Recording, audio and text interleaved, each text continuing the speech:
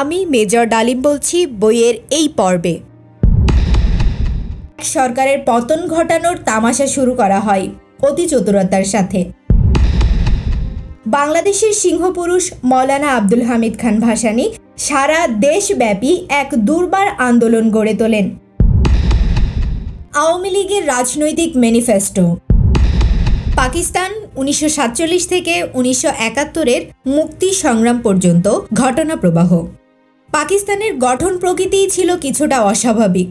ভৌগোলিকভাবে এই দেশের দুই অংশের মাঝে 1000 মাইলের ব্যবধান সৃষ্টি করে রেখেছিল ভারত।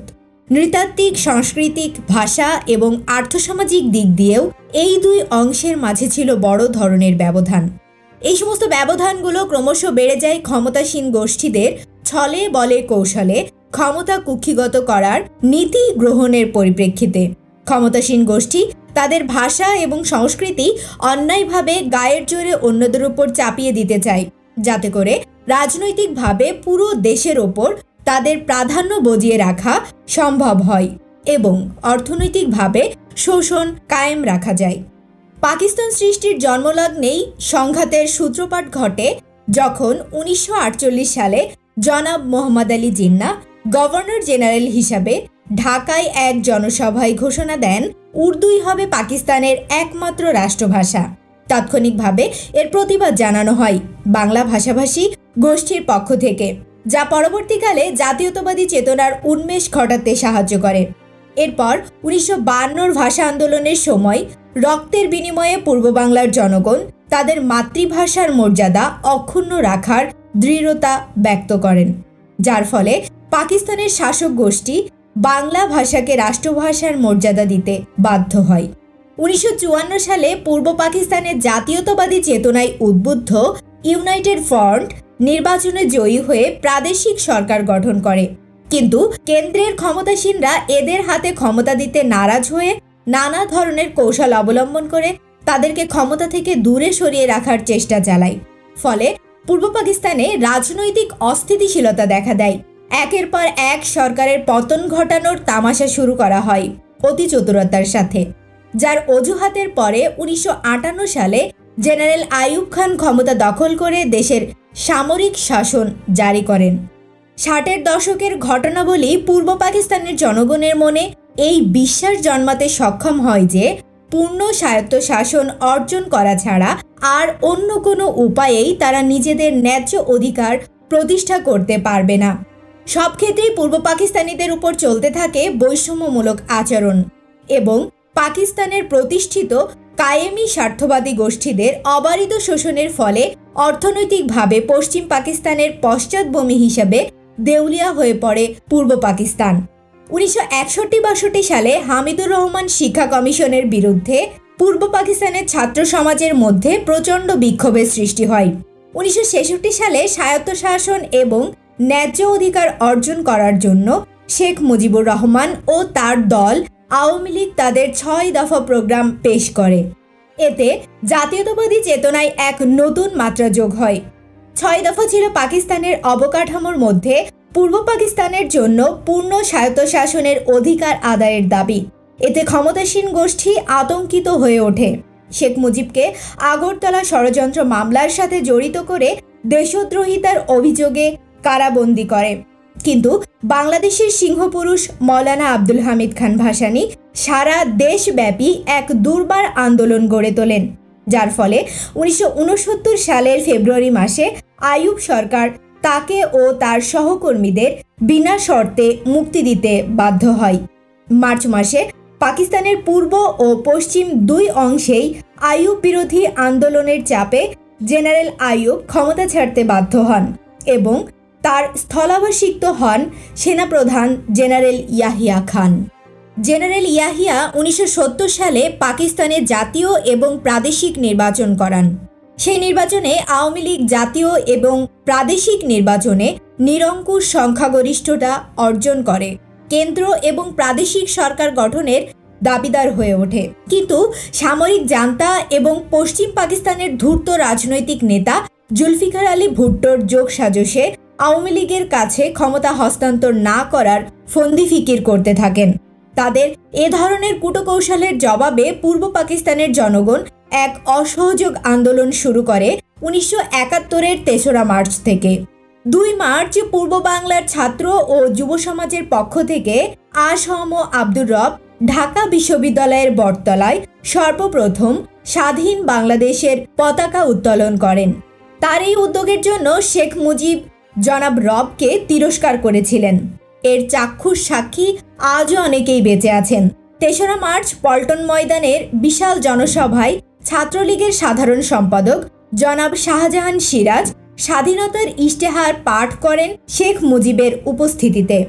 অপ্রত্যাশিত এই ঘটনার ফলে শেখ মুজিব ক্ষুব্ধ হন এবং সভা শেষে শোভাযাত্রার নেতৃত্ব দিতে অসম্মতি জ্ঞাপন করেন। পূর্ব সিদ্ধান্ত অনুযায়ী ঘোষিত হয়েছিল সভা শেষে গণমিছিলের নেতৃত্ব দেবেন শেখ মুজিব। 7 মার্চ রেসকোর্সের বিশাল জনসমুদ্রে তার বহুল প্রচলিত বক্তব্য রাখেন। বক্তৃতা প্রসঙ্গে তিনি বলেন, এবারের সংগ্রাম আমাদের মুক্তির সংগ্রাম, এবারের সংগ্রাম আমাদের স্বাধীনতার সংগ্রাম। কিন্তু বক্তৃতা শেষ করবার সময় তিনি ঘোষণা করেন, জয় বাংলা, জয় পাঞ্জাব, জয় সিন্ধু, জয় বেলুচিস্তান, জয় সীমান্ত প্রদেশ এবং জয় পাকিস্তান। তার ওই বক্তৃতা পরদিন সবকটি দৈনিক পত্রিকাতেই ছাপা হয়। অবশেষে ক্ষমতা হস্তান্তরের সব আলোচনায় যখন ব্যর্থ হয়ে গিয়েছিল, তখন সামরিক জান্তা অস্ত্রের মাধ্যমে রাজনৈতিক সংকট মোকাবেলা করার সিদ্ধান্ত নেন। তারা হায়েনার মতো ঝাঁপিয়ে পড়ে পূর্ব পাকিস্তানের নিরস্ত্র জনগণের উপর 25-26 মার্চ 1971-এর কালো রাতে চালানো হয় পাশবিক শ্বেত সন্ত্রাস। 6 দফা আওয়ামী লীগের রাজনৈতিক ম্যানিফেস্টো। 1. ঐতিহাসিক লাহোর প্রস্তাবের ভিত্তিতে পাকিস্তানকে একটি সত্যিকারের ফেডারেশন রূপে গড়িতে হইবে। তাহাতে পার্লামেন্ট পদ্ধতির সরকার থাকিবে। সকল নির্বাচন সার্বজনীন প্রাপ্তবয়স্কদের ভোটাধিকারের ভিত্তিতে অনুষ্ঠিত হইবে। আইনসভাসমূহের সার্বভৌমত্ব থাকিবে। সংশোধিত সরকারের চরিত্র হবে ফেডারেল এবং সংসদীয় গণতান্ত্রিক। জাতীয় এবং ফেডারেটিং ইউনিট সমূহতে প্রত্যক্ষ গণভোটের মাধ্যমে সরকার নির্বাচিত হবে। জনসংখ্যার অনুপাতে ফেডারেল সংসদে প্রতিনিধিত্ব করা হবে। 2. কেন্দ্রীয় সরকারের হাতে মাত্র 2টি বিষয় থাকিবে, প্রতিরক্ষা এবং বৈদেশিক নীতি। অবশিষ্ট বিষয়সমূহ স্টেট বা প্রদেশ সমূহের হাতে থাকিবে। 3.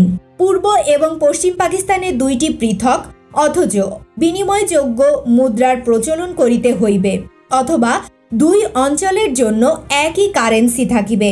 শাসনতন্ত্রে এমন সুনির্দিষ্ট নির্দেশ থাকিবে যাহাতে পূর্ব পাকিস্তানের মুদ্রা পশ্চিম পাকিস্তানে পাচার না হইতে পারে। এই বিধানে পাকিস্তানে একটি ফেডারেল রিজার্ভ ব্যাংক থাকিবে। 2 অঞ্চলে 2টি আঞ্চলিক রিজার্ভ ব্যাংক থাকিবে।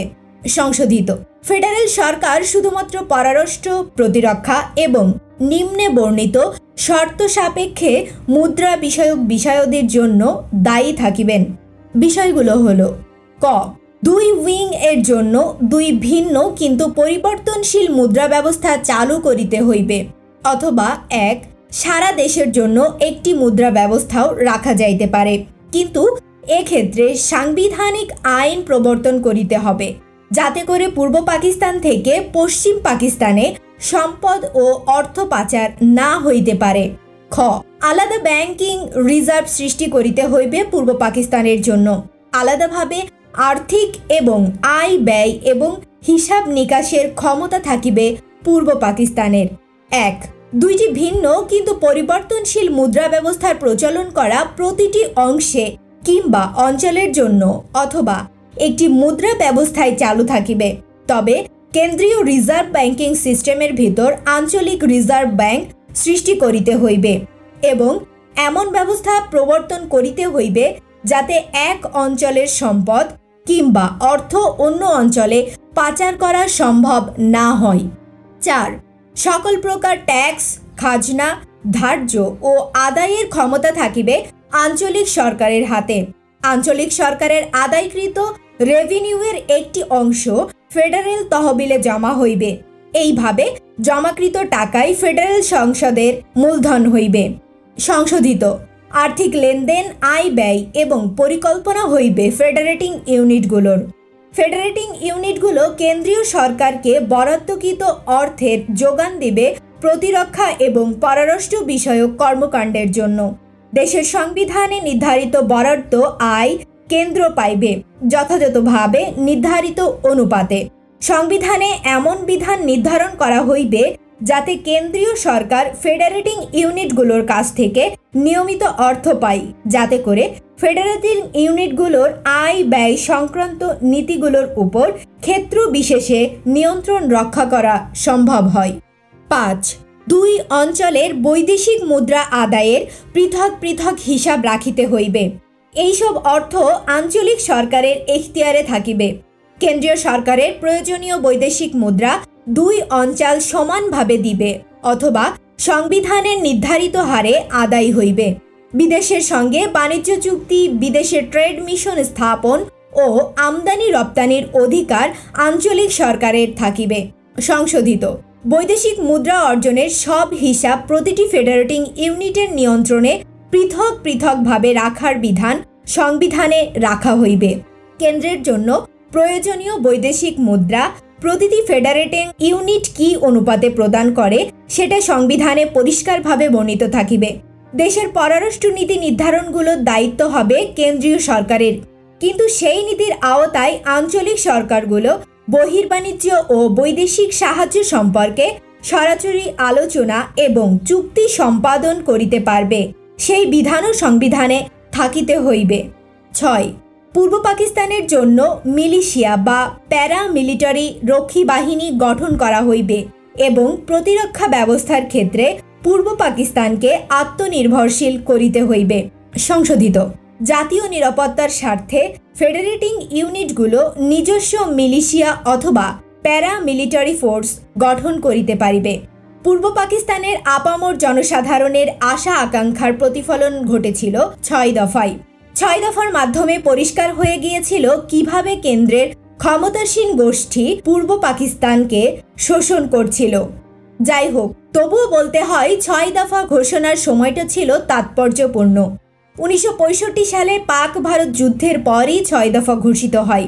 সামরিক চুক্তি থাকা সত্ত্বেও 1965 সালের যুদ্ধে আমেরিকার ভূমিকা পাকিস্তান সরকারের মনোপুত ছিল না। এ বিষয়ে প্রেসিডেন্ট আইয়ুব খান আমেরিকান সরকারকে তার অসন্তুষ্টি জানিয়েছিল, তাই নয়, বিকল্প উপায় হিসাবে আইয়ুব খান আমেরিকার শত্রু গণচীনের সাথে বন্ধুত্ব গড়ে তোলার উদ্যোগ গ্রহণ করে। তার এই উদ্যোগকে আমেরিকান সরকার তাদের স্বার্থবিরোধী মনে করে। তাই আইয়ুবের অধ্যতার উপযুক্ত জবাব দেবার জন্য আমেরিকা আইয়ুব বিরোধী আন্দোলনে সক্রিয় সহযোগিতা দিতে থাকে। এই চক্রান্তে মদত দেবার জন্য যারা হাত বাড়িয়েছিলেন তাদের মধ্যে বিদগ্ধ হারুন পরিবারের আলফা ইন্স্যুরেন্স কোম্পানির ভাতাপ্রাপ্ত সদস্য শেখ মুজিব ছিলেন অন্যতম। ওই চক্রান্তের ফসল হিসাবে বেরিয়ে আসে 6 দফা।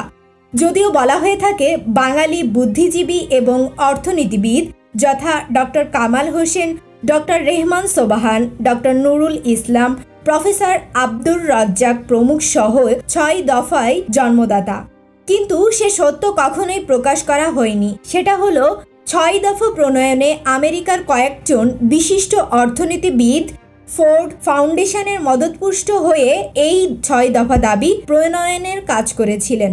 6 দফাকে পাকিস্তানের দ্বিখণ্ডিত করার জন্য নয়, শুধুমাত্র আইয়ুব খানকে তার বেয়াদবির উপযুক্ত শিক্ষা দেবার জন্যই প্রণীত হয়েছিল। পাকিস্তানকে দ্বিখণ্ডিত করতে কখনো কাউকে কোনোরূপ সাহায্য আমেরিকা করেনি, কারণ তারা কখনোই পাকিস্তান দ্বিখণ্ডিত হোক সেটা চায়নি। এ ব্যাপারে তৎকালীন আমেরিকার রাষ্ট্রদূতকে শেখ মুজিব হুঁশিয়ারি দিয়েছিলেন। রাজনৈতিক অপমৃষ্যতা থেকে একচ্ছত্র নেতায় পরিণত 6 দফা দাবির বহিঃপ্রকাশ ঘটার আগ পর্যন্ত শেখ মুজিবের ভূমিকা পূর্ব পাকিস্তানের রাজনীতিতে তেমন গুরুত্বপূর্ণ ছিল না। 1954 সালে রাজনীতিতে এক চমকপ্রদ ঘটনা ঘটিয়ে মুজিব আকস্মিকভাবে রাজনীতিতে আলোচ্য ব্যক্তিতে পরিণত হন। হক ভাসানীর যুক্তফ্রন্টের সংসদ অধিবেশন চলাকালে হঠাৎ করে শেখ মুজিব তার গন্ডা পান্ডা নিয়ে অতর্কিত অধিবেশন কক্ষে প্রবেশ করে হইচই শুরু করে বইটির ধারাবাহিক অডিও বুক শুনতে চ্যানেলটি সাবস্ক্রাইব করে সাথে থাকুন। ভালো থাকবেন।